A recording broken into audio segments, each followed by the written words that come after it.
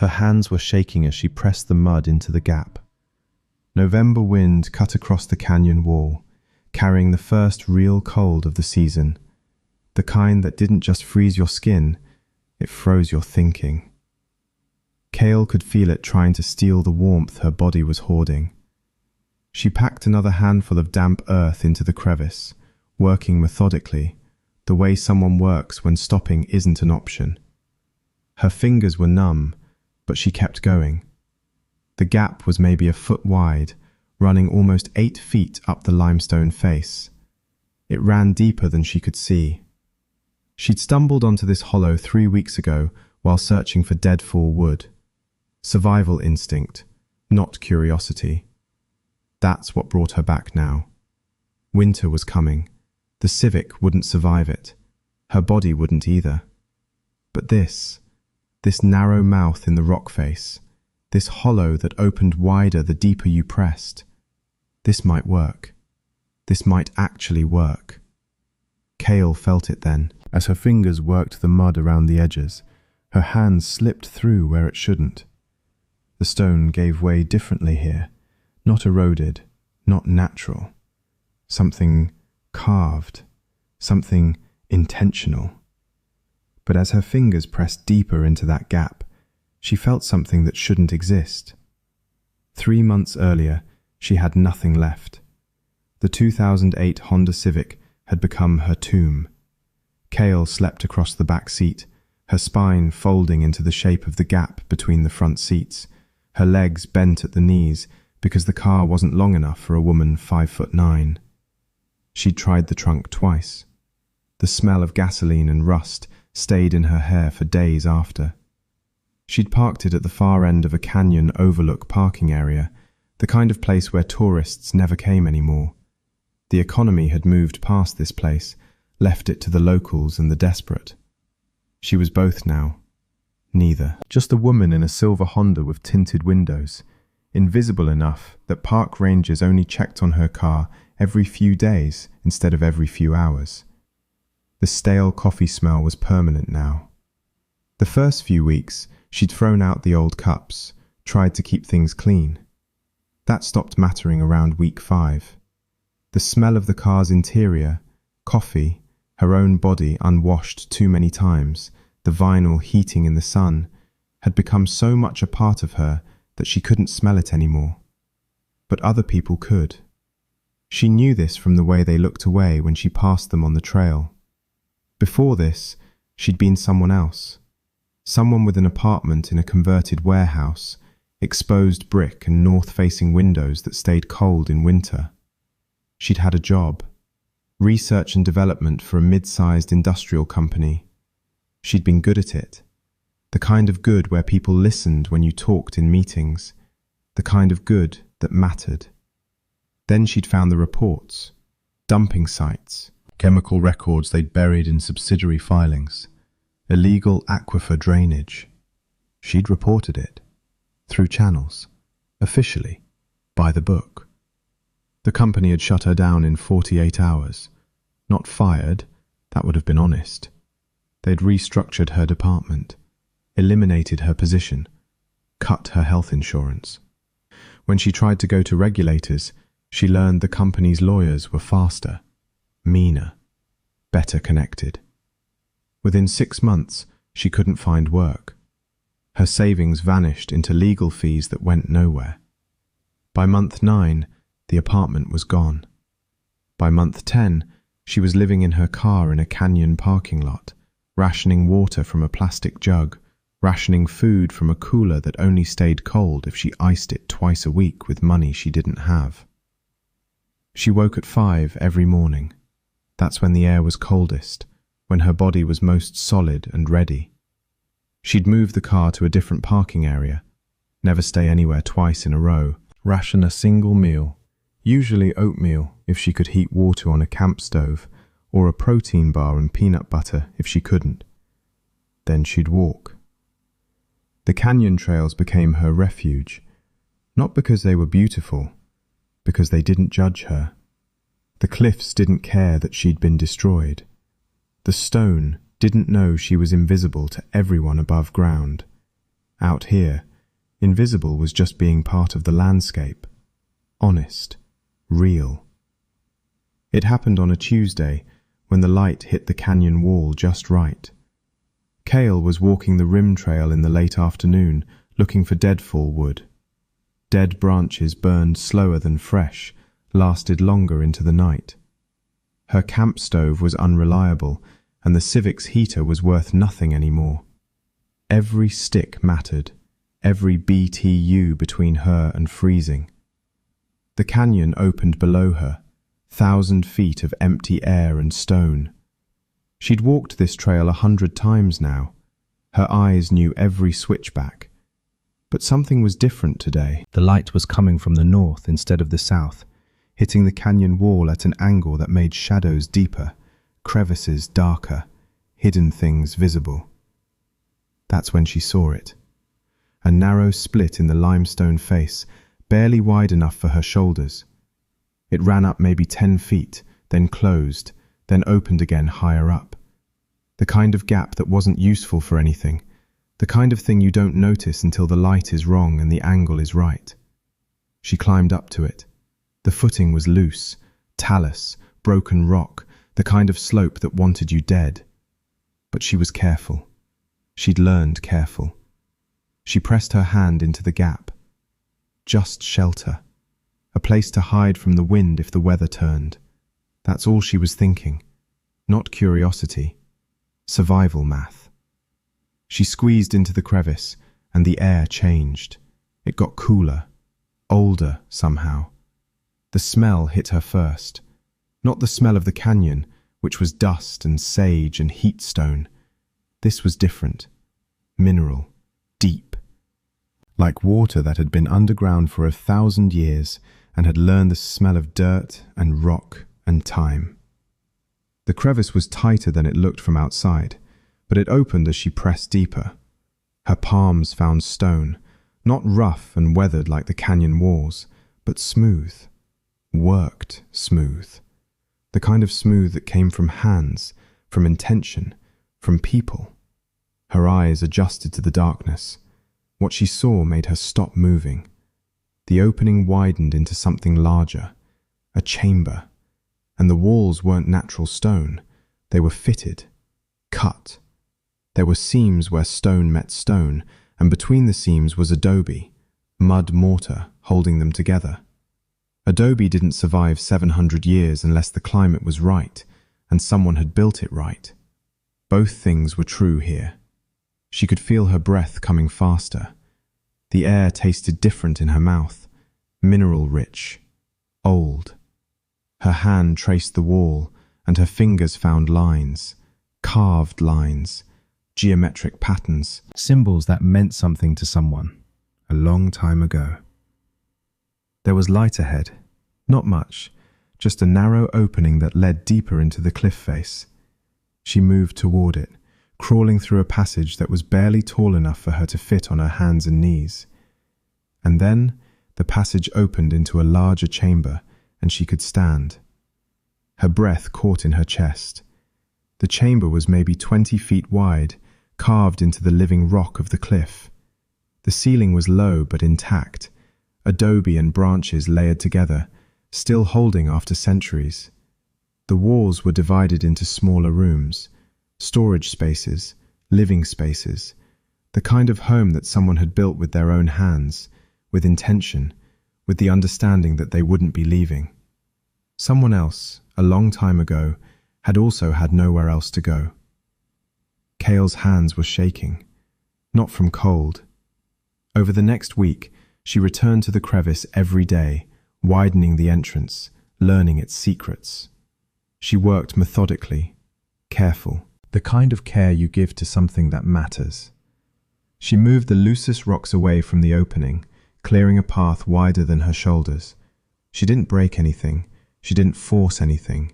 She let the space show her what it wanted to show. Each day, she discovered more. The chamber she'd found wasn't isolated.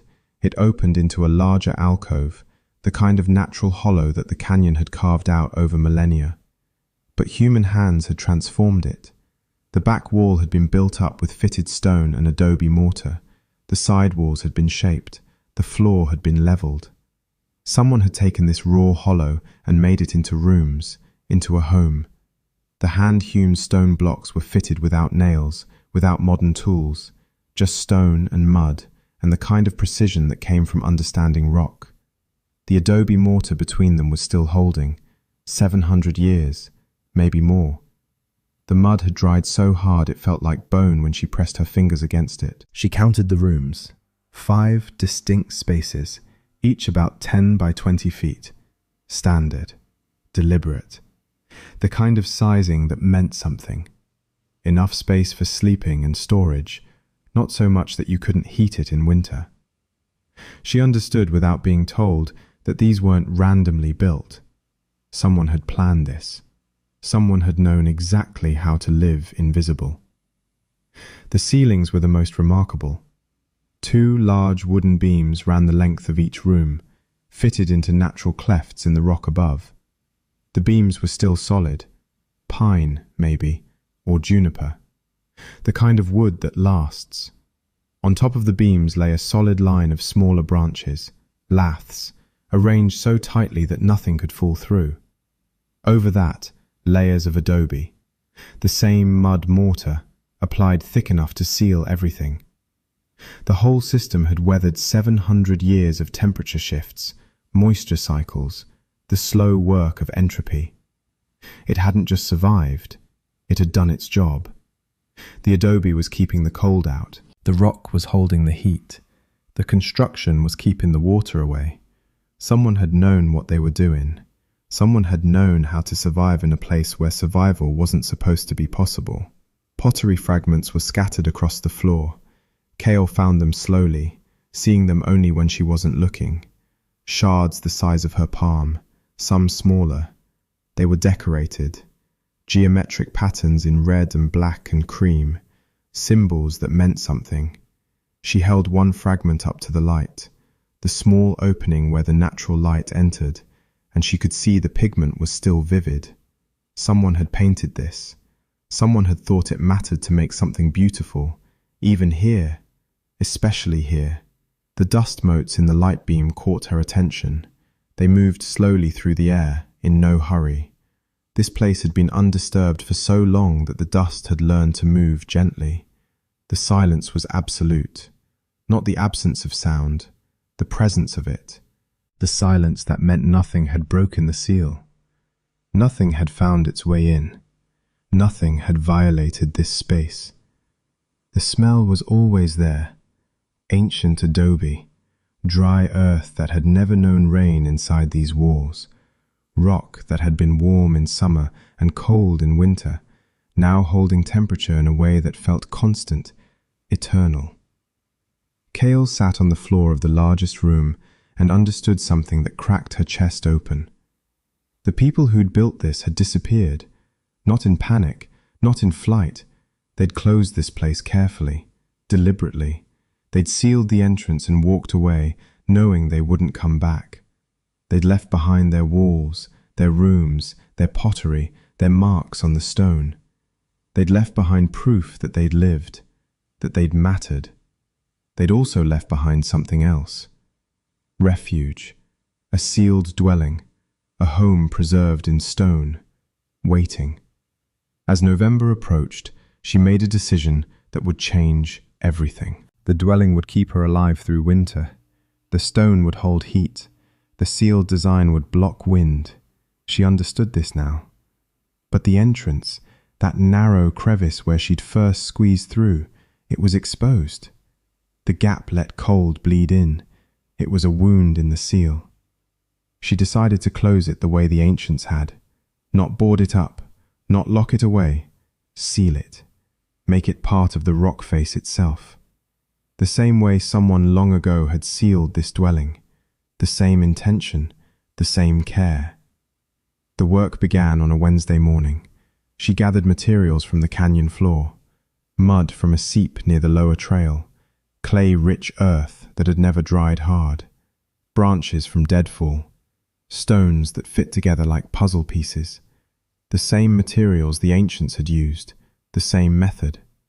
She worked methodically, packing mud into the crevice, layer after layer, stone after stone. Her hands were numb in the cold, but she didn't stop. Stopping meant thinking. Thinking meant fear. By the third day, the opening was half closed. The wind was already moving differently around the sealed portion. By the fifth day, only a narrow gap remained, barely wide enough to press a hand through. That's when her fingers found it. A space that shouldn't exist. A gap in the wall of the crevice where her hand slipped through, where the stone didn't feel right. Not eroded, not natural. Worked, intentional, different. Kale's breath stopped in her chest. She widened the gap carefully, pulling away loose mortar, feeling how the ancient adobe gave way. Behind the sealed entrance, there was another space, another chamber, one that had been hidden deliberately, preserved deliberately, waiting. She pressed her shoulder into the opening and felt cool air escape, air that hadn't moved in centuries. The smell that came out was mineral and ancient and untouched. It was the smell of time holding still. Her eyes adjusted to the darkness. The chamber was small, maybe 8 feet deep, 5 feet wide. But the ceiling was intact. The walls were carved smooth, and on the far wall, carved into the living rock, was a stone shelf. On that shelf lay objects, turquoise, worked into intricate patterns, necklaces, pendants, small carved figures. The blue-green stone caught the thin light filtering through her body in the opening. Beside the turquoise lay shells, large shells, the kind that only came from the ocean, hundreds of miles away. Shells that had been traded across impossible distances, shells that meant wealth, contact, connection to a world beyond this sealed dwelling, not artifacts, treasure. Beside them sat a carved stone vessel. Kale picked it up carefully. It was warm in her hands. The interior held traces of something, not liquid now, but crystallized mineral deposits. Water. This vessel had held water.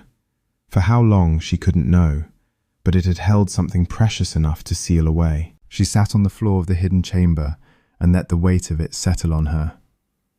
This wasn't just shelter. The ancients hadn't sealed this room by accident. They'd sealed it by choice.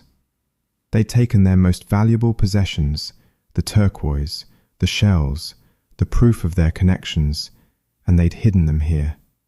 They'd preserved them. They'd left them behind not as a tomb, but as a trust. A message across 700 years. Someone might need this. Someone might find this. Someone might understand. Kale held the turquoise up to the light. The stone was so clear, so perfectly worked, that it seemed to glow. Someone had spent hours, days maybe, shaping these pieces, making them beautiful, making them worthy of preservation. She understood then. The inheritance wasn't just objects.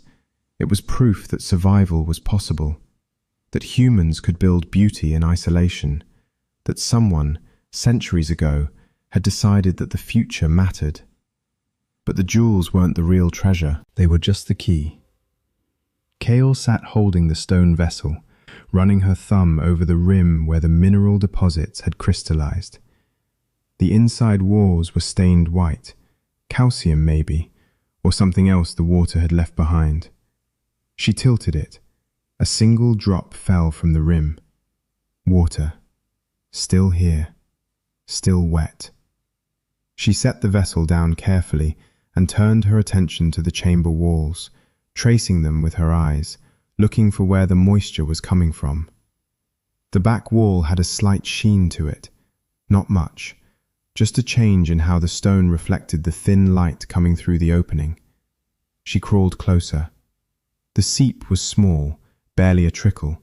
Water was running down the back wall, so slowly that you wouldn't notice it unless you were looking for it, unless you already knew something was wrong with the stone.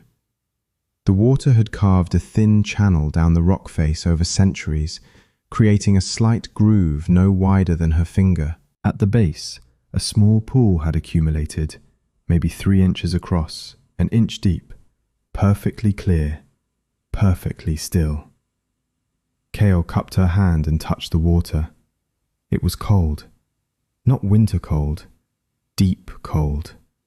The cold of earth that had never known sunlight. She brought her fingers to her mouth and tasted it.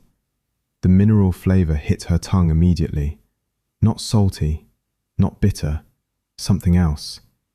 Alkaline. Like the water was carrying the essence of the rock itself. Calcium, maybe, and other things she didn't have names for. Her body recognized it anyway. The kind of water that filled you differently than tap water. The kind of water that meant something. She drank from her cupped hand, 3 times, 4. The cold worked its way down her throat, and she could feel it moving through her body like a signal, like recognition, like something in her knew exactly what this water was supposed to do. The source of the seep was hard to trace in the dim light. She pressed her face against the stone and looked up along the channel, trying to find where the water was coming from. The canyon stone was dark here, almost black with moisture. The water wasn't just dripping, it was seeping through, filtering through layers of limestone that had been carved by water for longer than humans had existed. A natural spring, sealed inside a cliff dwelling, hidden inside a hidden chamber. She understood what she was looking at now. The ancients hadn't chosen this alcove randomly. They'd found it because of the water. They'd built their home around this spring, the way a plant builds itself around light. Everything was positioned to capture it, to use it, to keep it safe. The channel in the floor, the carved grooves in the walls, the stone vessel, made for holding and preserving this water. The careful seal that kept the climate stable enough for the water to flow year-round without freezing or evaporating. 700 years, maybe longer. The spring had kept flowing, through droughts and floods, through temperature shifts that would have cracked lesser stone. The water had kept moving down the rock face, constant, patient, real. Kale tasted it again. The mineral profile was hitting her differently now. She was noticing calcium, the way it coated her teeth, magnesium, the way it made her body feel heavier and lighter at the same time, potassium, sodium, elements that her body needed, elements that had kept people alive in this sealed dwelling while the world outside moved and changed and forgot about them. The sound of the water dripping was barely audible, just the smallest ticking rhythm, like a clock that had been running so long no one remembered why they'd wound it. She pressed her ear against the stone and listened to the water moving through the rock, heard the ancient machinery of geology doing its work, filtering, flowing, delivering life through stone. She sat beside the spring for hours as the light changed, as the thin opening to the larger chamber shifted the angle of illumination. The water kept flowing. The mineral taste stayed on her tongue. Her body was warming in a way she hadn't felt in months. Not heat, but nourishment, recognition. This wasn't survival. This was something deeper. This was evidence that the earth remembered how to take care of its people. This was proof that sanctuary existed if you knew where to look. When she finally left the spring, the light through the narrow opening had shifted orange. Late afternoon. She'd lost hours in the darkness, tasting water, listening to stone, understanding the architecture of survival. The jewels were still waiting on their shelf. They'd waited 700 years. They could wait a few more hours, but not much longer. Kale returned to the shelf where the turquoise lay arranged with deliberate care. Someone had organized these pieces. The larger necklaces were positioned so their geometry could be appreciated. The smaller pendants were clustered together like a family. Nothing was random. Nothing was thrown into a sealed chamber out of panic. This was intentional. Sacred, maybe. She held a turquoise pendant up to the light filtering through the chamber opening. The stone was the color of sky reflected in water. Not the pale turquoise of souvenir shops. This was deep, rich, the blue-green of mineral earth. The craftsmanship was remarkable. Someone with stone tools, without machinery, without modern technology, had cut this stone into a symmetrical rectangle, smoothed every edge, carved a design into one face, geometric patterns that caught the light. The pendant was maybe 2 inches long. It must have taken days to create, maybe weeks.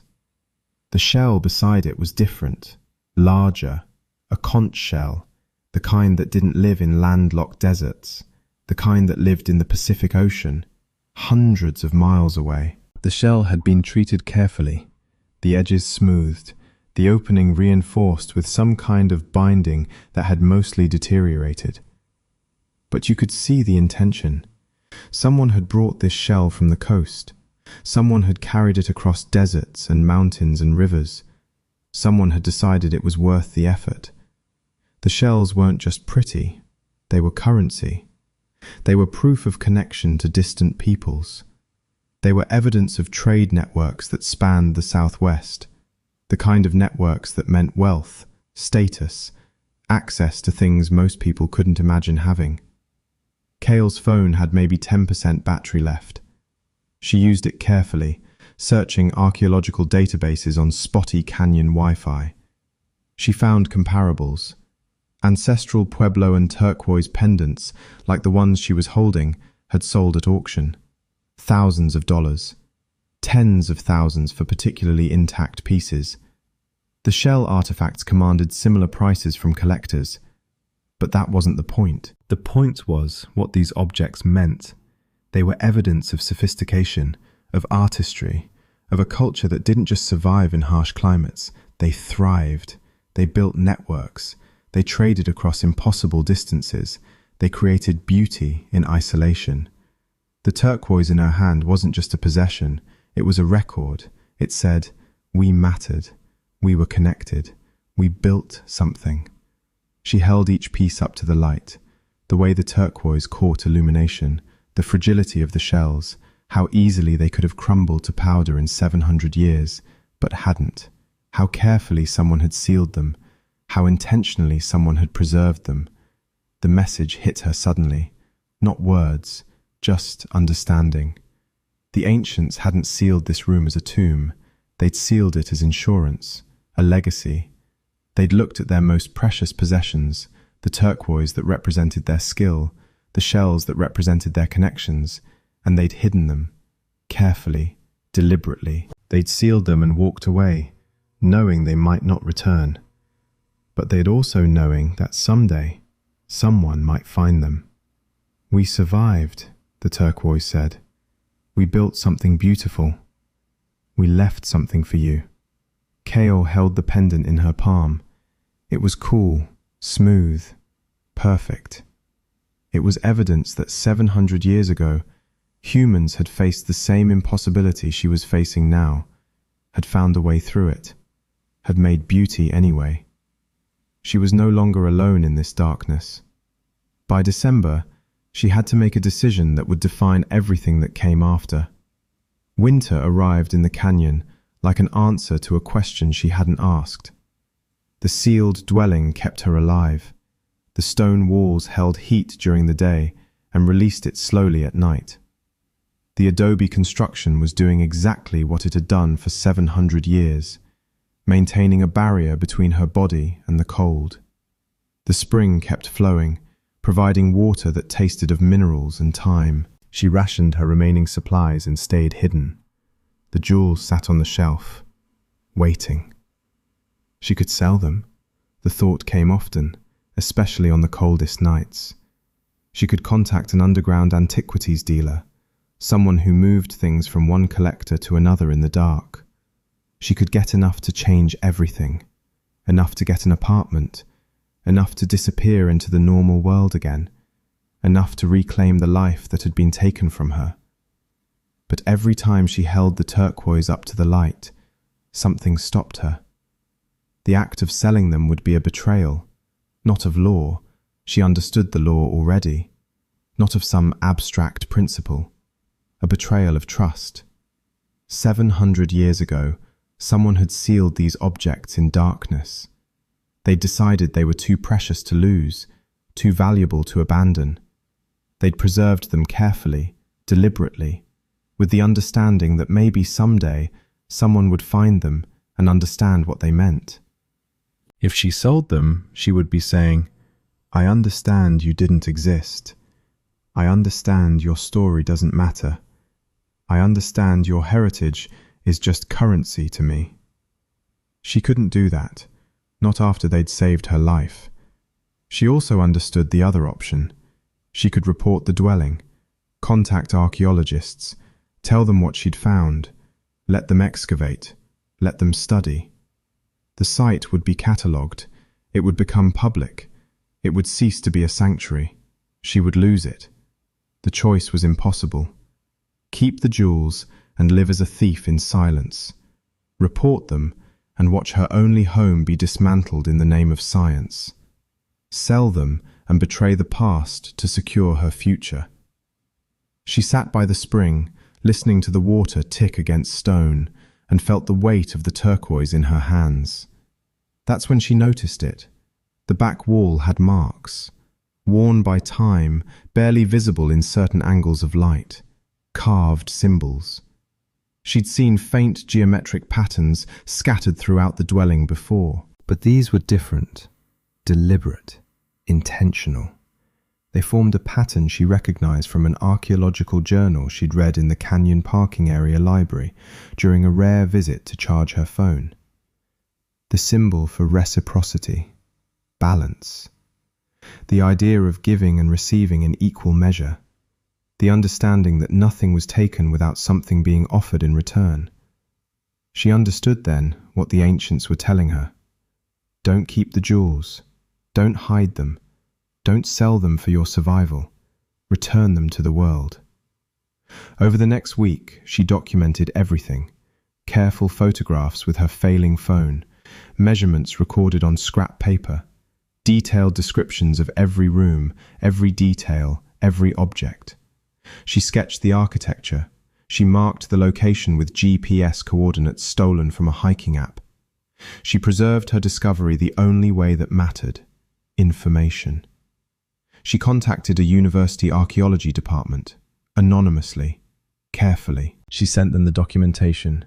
She provided the location. She described everything she'd found. But she kept the spring secret. That remained hers alone.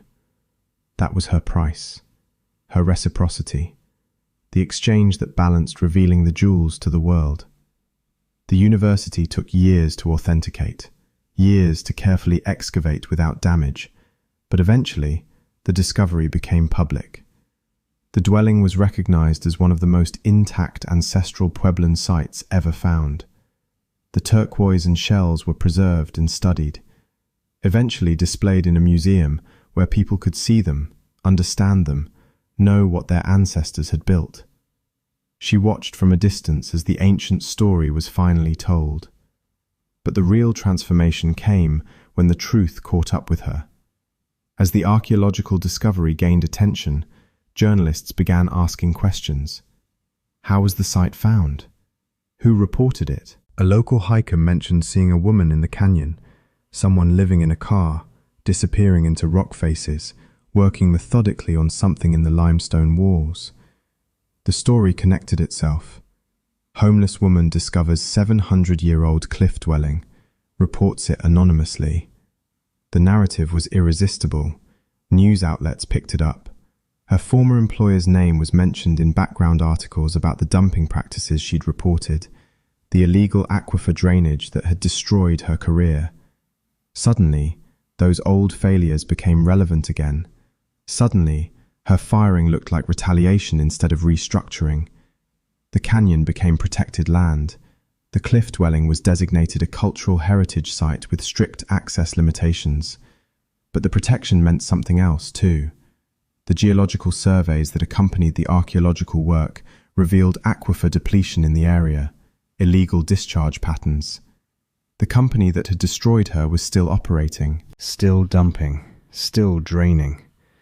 The discovery of the spring, which Kale never mentioned to anyone, became leverage in ways she hadn't anticipated. Regulators moved faster now.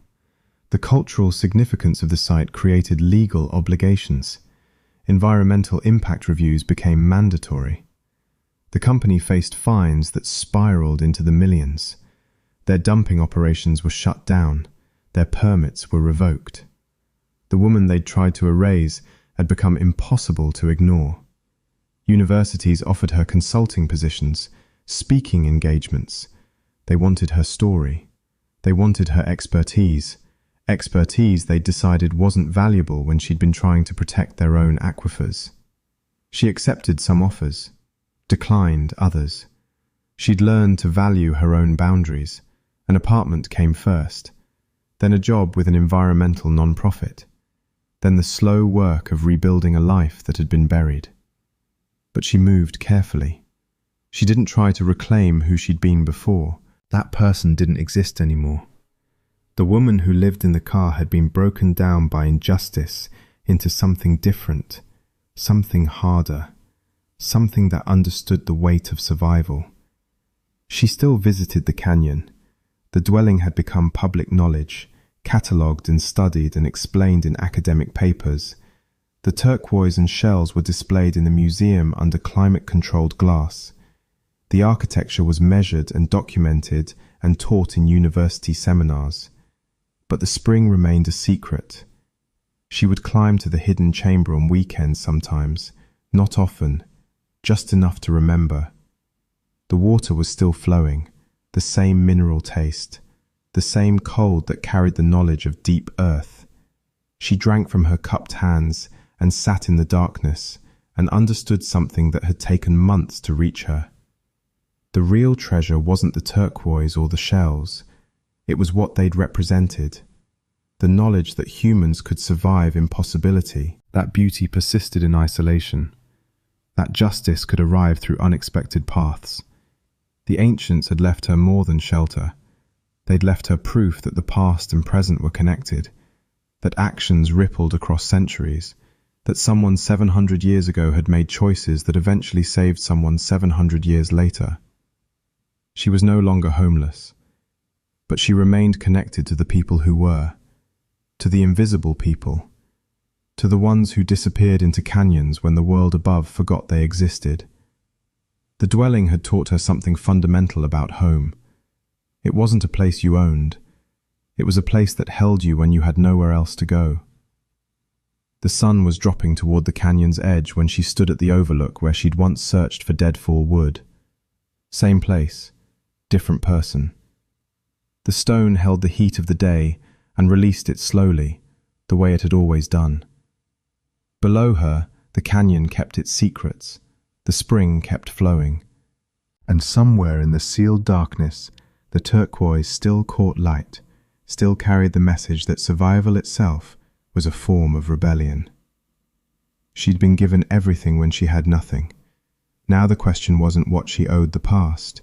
It was what the past owed to those still disappearing into the dark. If you want to uncover more stories where history becomes justice, where the invisible become visible, subscribe. These stories aren't finished.